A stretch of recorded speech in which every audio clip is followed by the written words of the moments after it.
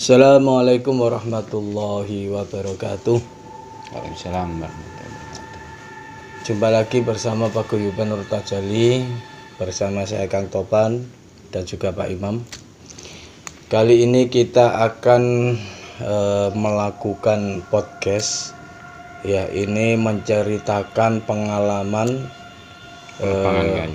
penebangan kayu oleh Pak Imam. Jadi gini ya. Jadi Pak Imam ini adalah profesinya adalah penebang kayu super angker, ya Pak Imam ya. Jadi kayu-kayu yang ukurannya diameternya itu di kisaran 4 ke atas Pak Imam. 4 ke atas. Lah itu kalau kayu sejenis itu pasti tumbuhnya kalau enggak di kuburan, di punden-punden ya seperti itu. Jadi angker-angker. Lah ini spesialisnya ini Pak Imam ini yang nebang. Makanya ini tadi saya minta untuk menceritakan salah satu pengalaman atau beberapa pengalaman mistik angker yang pernah dialami dalam proses penebangan seperti itu. Nah, nanti kita barangkali bisa mengambil hikmah daripada cerita dari Pak Imam tadi. Ya, oke. Assalamualaikum Pak Imam. Waalaikumsalam. Kira-kira Pak Imam, selama sampean nebang kayu ya, angker-angker itu yang paling angker yang paling ekstrim lah. Itu di mana? Yang kita ceritakan ini yang barusan ini aja, yang kira-kira 1 minggu yang lalu. Iya, oke. Tapi enggak, saya mau tanya yang paling angker selama ini pengalaman nebang itu ada di mana? Ya ini kira-kira 1 minggu yang lalu. Oh, 1 minggu yang Biasanya itu ukurannya besar, bahkan itu umurnya udah sejak zaman kerajaan kayaknya, tapi nggak seangker yang tempo hari itu. Kadang bentuknya gede pun, terbesar diameter katakanlah 7 meter. Iya. Itu 700, tingkat 700 meter. 700 keliling lingkar 700 tuh. 700 berarti kan 7 meter. Iya. Itu pohon yang besar. Ya itu derajat keangkerannya tidak seperti yang tempo hari itu. Tempo hari itu nebangnya di mana, Pak Imam? Nebangnya di lokasi Kediri, Desa Turus, Kecamatan Gampeng Rejo, di kuburan. Kuburannya itu namanya di sana itu dikenal kuburan namanya Kali Buntung. Kali Buntung. Namanya serem, Kali Buntung. Iya. Kok ada kali yang buntung? Kayu tersebut itu tidak dijual sama kepala desa, yang tidak jual. Bahkan kepala desanya nggak mau menerima uangnya tersebut, nggak berani memang. Nggak berani menerima uangnya. Nggak berani. Kalau berani tebang silakan, tapi saya nggak jual, gitu kata. Resiko tanggung sendiri. Pastinya ya dia nggak bilang gitu sih, cuman kan kayu tersebut ditebang, kemungkinan kan karena akar kuburnya itu nggak terlalu besar. Kira-kira lebarnya itu. Sebentar. Berarti itu di kuburan, Pak ya? Kuburan. Oh, di kuburan. Kuburannya nggak terlalu luas. Akarnya kan mungkin mengganggu. Kalau ada orang meninggal di situ kan akarnya kan ganggu. Akhirnya kan butuh untuk biar kuburan tersebut tidak kelihatan angker. 1, terus 2 akarnya kan mengganggu. Tapi itu kuburan umum atau kuburan gimana, Bang? Saya kurang tahu ya. Kayaknya tanah pribadi atau tanah pemerintah. Soalnya kan itu namanya aja Kali Buntung. Kayaknya saya nggak paham. Lah kalau dilihat itu kan luasnya atau banyak kuburannya itu kan kayaknya bukan kuburan umum, bukan kayak kuburan lainnya kan luas. Ini enggak seperempatnya. Menurut penduduk ya bilang penduduk itu semua bilang itu kuburan angker, namanya aja udah Kali Buntung. Kamu berani memang tebang. Saya kan kalau ada yang nyuruh ya saya berani gitu. Terkenal di pokoknya warga Turus pasti tahu kalau kuburan tersebut kuburan angker. Waktu itu kan memang kejadiannya saya dari cerita warga atau kan anak buah saya juga orang Kediri, saya ditawarin, kamu berani nebang ini? Saya juga berani kalau memang dijual. Terus saya tanya, belinya ke siapa? Kepala desanya nggak menjual kayu tersebut, kalau kamu berani silakan tebang. Akhirnya kita tebang. Cuman kita kan robohnya itu ada tanaman jagung, kita ngasih kerugian tanaman jagung aja gitu aja. Oh. Itu kalau yang tadi apa kali buntung ya? Ya. Kali buntung ya. Kuburan kali buntung. Kali buntung kenapa dinamakan kali buntung, Bang? Saya kurang tahu, soalnya kan saya warga Mojokerto, kan saya nepang di Kediri. Enggak, maksudnya mungkin di situ memang ada kali atau gimana maksudnya? Mungkin ada kali, itu lokasinya dekat rel kereta api. Kayaknya sih dulunya memang sungai, habisnya sungai itu langsung dipakai kuburan. Berarti sungainya berhenti di kisaran rel gitu. Iya. Jadi nggak ada kelanjutannya. Nggak ada, udah selesai di situ. Gitu ya. Terus waktu kejadian itu proses penebangan ini sebelum proses itu ada nggak kejanggalan? Waktu anak buah saya datang ke lokasi bawa peralatannya masuk ke kuburan tersebut, saya ikut masuk kan. Langsung kepala saya itu piar langsung kayak ngefek di badan saya. Ada apa dengan iya, terus pikiran saya itu kayak bukan kayak di alam lain, pokoknya kayak orang bingung. Akhirnya saya itu keluar lagi ke mobil, ada apa dengan badan saya kan gitu. Waktu itu kan saya hubungi ada apa dengan badan saya ini, kok kepala saya gini, kayak hampir pingsan lah, saya rasa kayak hampir pingsan. Terus gitu saya masuk lagi ke dalam, makin dekat di kayu pun badan saya ini kayak saya itu bukan berada di situ.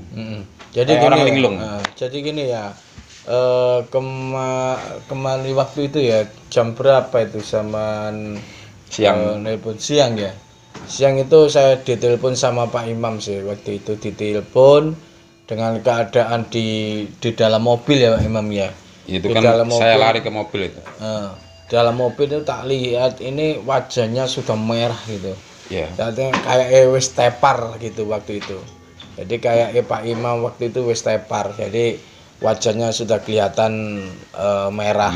Iya. Terus waktu itu saya cek dari jauh itu kepala ini kayak lobang. Jadi lobangnya itu enggak kecil, lobang menganga waktu itu kepalanya.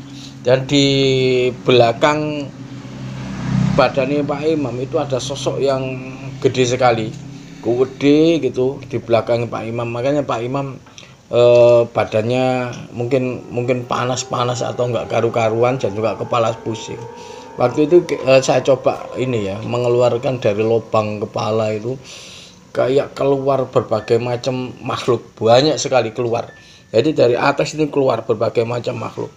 Setelah habis kemarin itu langsung bisa enteng Pak Imam ya? Iya, langsung enteng, cuman saya penasaran ada apa ini. Sebenarnya saya masuk itu nggak nembusi secara pandingan lah istilahnya gampangnya. Nggak, langsung saya cuma permisi secara batin lah. Permisi, saya di sini kerja. Saya di sini niat nebang kayu supaya kuburan tersebut lebih rapi dari sebelumnya. Niat saya kan begitu aja, nggak pakai saya permisi nembusi ke alam dia, tidak. Tapi setelah dinetralkan itu saya nyoba ngintip ada apa sebenarnya itu. Saya lihat kayaknya di kayu di timurnya sedikit kayaknya itu ada kerajaan goib di situ. Di sebelahnya kayu atau pas di timurnya dikit, di timurnya dikit aja. Terus itu ada apa? Maksudnya di kerajaan itu ada kayak batu atau ada memang tanaman lain atau gimana? Enggak, kita kan kayak nembus apa ya, gerbang mungkin kerajaannya pun saya coba masuk itu baru ketemu sosok kayak manusia api itu, besar sekali manusia api tersebut, enggak tahu itu namanya sosok apa itu ya. Apa namanya kalau api? Terus itu banyak lagi pengikutnya itu yang katanya tadi itu yang hitam-hitam tinggi besar. Terus banyak itu wanita apa itu kunti di dekat rel itu banyak sekali. Kunti ya? Iya, itu kan memang lokasinya dekat rel kereta api. Tapi yang kuntinya di rel itu ya? Iya. Terus akhirnya saya nggak berani nembusi terlalu jauh karena saya kan di sana sendiri. Hati saya sudah nggak pas, soalnya udah nggak pas. Sudah saya bisa mengatasi situasi yang kayak gitu tadi, saya sudah bersyukur. Jadi saya nggak melanjutkan nembusi lebih jauh lagi lah. Tapi proses penebangan dilakukan terus ya? Proses penebangan alhamdulillah nggak ada kendala apa-apa. Terus nggak dilanjut berarti ya? Apa-apa. Sampai roboh? sampai rebus sampai selesai. Tapi masih ada keanehan lagi. Ada keanehan lagi. Ini saya cerita ini nyata. Kayu tersebut berangkat ke Bali 4 hari nggak ada orang nawar. 4 hari. 4 hari di Bali nggak ada nawar. Nggak ada yang nawar kayu tersebut. Ketok piro bro ning kono iki bayar kuline itu sudah berapa kalau di sana? Kayu tersebut loh, kayaknya orang lihat itu nggak senang dengan kayu tersebut. Keanehannya di situ saya juga, masa kok belum selesai masalah ini. Tapi gitu sekarang gimana? Sudah. Ya sudah selesai, cuman kan akhirnya kita itu asal jadi uang gitu aja, akhirnya kan gitu. Masa kita bawa pulang lagi kan nggak mungkin. Jadi ketika proses penebangan itu aman Pak Imam ya, nggak ada? Aman, nggak ada kendala. Saya aja yang diserang. Memang kan sebelum kerja itu anak-anak kayak tukang geraji, kayak kulinya itu kan saya pesanin. Kamu niatkan kamu di sini cuma kerja. Yang penting kamu kerja, Bismillah, niat kerja pun ada yang nyuruh saya. Jadi istilahnya kayak saya yang tanggung jawab. Masalah saya juga traumanya itu apa? Dulu pernah kejadian di Nganjuk kan anak buah saya meninggal, entah itu kenapa. Pernah ya? Pernah. Itu sebelum gabung di Nur Kajali ya? Belum gabung di Nur Kajali. Kejadiannya sekitar 5 tahun yang lalu salah itu. Pernah meninggal. Terus juga pernah sering kejadian lagi itu. Anak buah saya kena musibah sampai kakinya putus pernah. Sampai sekarang belum sembuh, nggak bisa sembuh. Kenapa itu emang? Pingsan di atas pohon. Kena timpa itu di Tuban. Kena timpa dia nepang. Potongannya ngenai kakinya langsung putus di sini langsung pingsan di atas. Memang tempatnya memang angker-angker rata-rata memang ke kuburan Punden itu. Tapi kembali ke penebangan tadi Pak Imam ya. Iya. Tapi ketika penebangan itu tidak ada bahaya. Maksudnya tidak ada sesuatu yang terjadi kan aman ya. Aman. Tapi saya itu nggak menyampaikan ke anak buah saya. Iya. Saya rasakan sendiri. Kalau saya sampaikan nanti dia malah bisa-bisa tidak berani kerja gitu loh. Segala sesuatu tergantung dari mana mindsetnya.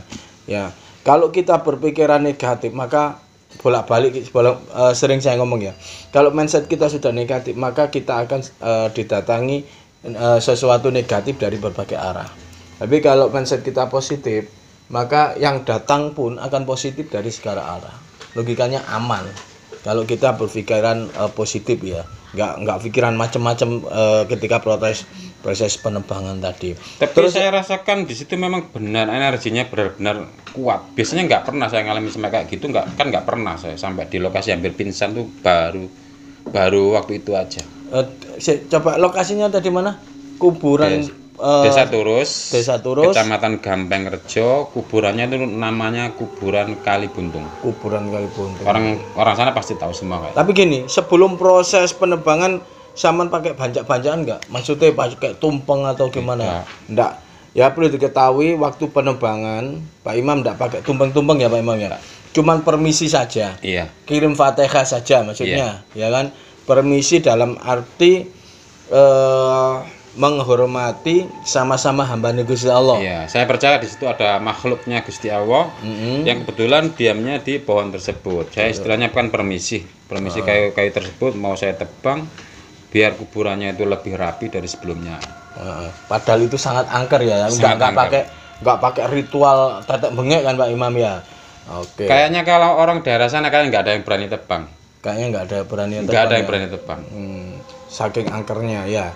Tapi ketika kita melakukan sesuatu itu dengan kepasrahan ke Gusti Allah, dalam arti kepasrahan ke Gusti Allah itu ya pokoknya pasaran Gusti Allah, kita menghormati mereka bangsa kita percaya di lain alam manusia itu ada alam lain ya, ada makhluk lain, kita menghormati sehingga kita permisi karena kan kita tebang itu barang nyata, jadi pohon nyata juga, dan kita juga sudah dapat izin dari pemerintahan desa, jadi secara lahiriah halal, logikanya seperti itu, sah seperti itu. Cuman karena memang tujuannya desa kan kayak tersebut ditebang itu biar akarnya nggak menjalar kemana-mana, nggak ganggu, terus biar lebih rapi, terus mungkin tidak terlihatan angker. Mungkin. Nggak, yang kita bahas, maksud saya ini kita menularkan mindset positif ke semua orang. meskipun barang itu angker, tapi kalau kita melakukannya dengan kepasrahan, dengan katakanlah berserah diri kepada Allah, tanpa ritual macam-macam, tanpa bacaan. Biasanya kalau orang nebang seperti itu Pak Imam, yang saya tahu biasanya pakai tumpeng. Tapi sering gitu, cuman kita kan menghargai, biasanya kita tuh menghargai adat Jawa. Ya. Biasanya kadang-kadang kita nebang itu dihentikan sama juru kunci atau itu kan desa. Itu kan kita menghormati mereka ya. Kan. Kita akan menghormati itu kan karena permintaan orang lain, kan berarti permintaan dari desa supaya kita tidak salah paham kan gitu. Saya persilakan. Tapi aslinya ketika pemerintah desa tidak meminta kita untuk melakukan ritual, maka kita nggak akan melakukan ritual yang macam-macam kan? Iya toh? Tidak. Nah, tapi tetap ada resiko seperti tadi. Tapi ketika ada resiko seperti tadi, saya kira lumrah lah ya, lumrah ya. Karena masalahnya apa? Sampean punya kepekaan tinggi lah. Jadi kalau ada benturan energi pastinya langsung efek. Itu saya kira lumrah.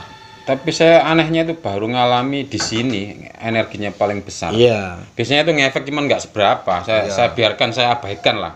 Saya abaikan. Yang penting fisik saya masih kuat dan nggak ngefek. Iya. Walaupun terasa kadang sengkring kadang telinga bung saya biarkan. Saya abaikan. Kalau menurut saya ada beberapa faktor Pak Imam. Ya. Yang pertama, kenapa ngefek ke sampean?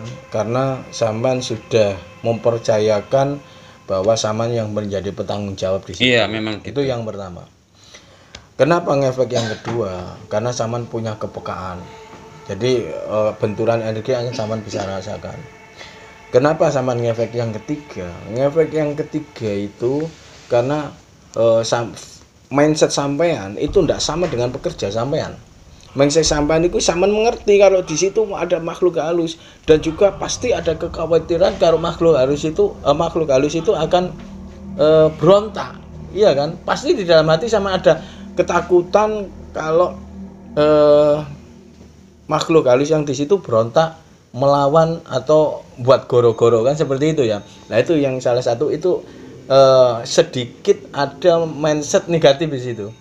Makanya lebih ngefek ke sampean ya. Aslinya kalau kita ya wis krana Allah, yang penting kita yakin, kita hormati mereka sebagai hambanya Gusti Allah juga. Yang penting kita permisi, kirim Fatihah, ya kan? Insya Allah kalau pikiran kita benar-benar lillahi ta'ala, insya Allah aman. Seperti itu. Ya, seperti. Tapi kan setelah itu kan enggak ada lagi toh gangguan-gangguan toh. Ya, udah normal ini. Normal semua toh. Maksudnya biasanya kalau mereka dendam atau tetap nggak terima, biasanya kan akan ngejar, mencari lengahnya kita juga kan, biasanya seperti itu. Ya. Mungkin begitu. Terus ada yang perlu diceritakan lagi soal penebangan tadi? Kira-kira memang? Saya rasa cukup. Ya cuman itu tadi kan, memang saya sarankan, memang anak buah saya itu saya sarankan, setiap kamu kerja, kamu niatkan kamu di sini cuma kerja, yang tanggung jawab saya. Cari ini orang Jawa Bian itu kayak apa? Kebo bingung. Nah, wes penting yo kerja, niate kerja. Makanya kata kejadian kayak gitu, walaupun saya hampir pingsan, saya nggak ngasih tahu anak buah saya. Masalahnya kalau kasih tahu bisa buyar. Bukan buyar Pak Imam. Ketika sampean cerita ke anak buah sampean, bisa-bisa anak buah sampean itu ngedon. Kena, maksudnya tuh gitu. Langsung ketika ada ketakutan, ketika ada kekhawatiran, ketika itu ada mindset yang negatif, maka kepekaan dia akan meningkat. Ketika kepekaan dia akan meningkat karena kekhawatiran, maka perlindungan dirinya akan terbuka. Makanya akan langsung ngefek juga ke dianya seperti itu. Ya, itu. Tapi waktu di lokasi itu kalau ada anak-anak bercanda yang keterlaluan, langsung saya jangan bercanda ngawur aja di tempat kayak gini, saya bisa stop. Betul. Itu namanya percanda yang keterlaluan di tempat seperti itu sama saja tidak menghargai makhluk Gusti Allah di alam lain. Iya. Itu masalah unggah-ungguh kalau seperti itu Pak Emang. Andap asor unggah-ungguh teplosiro atau ya seperti itulah. Jadi mereka juga nantinya marah kayak disepelekan lah tempat. Tapi saya akui di situ powernya sangat besar. Cuman saya juga udah minta maaf ke sosok-sosok di sana, insya Allah aman. Sudah minta maaf ya. Secara apa ini? Secara metafisik.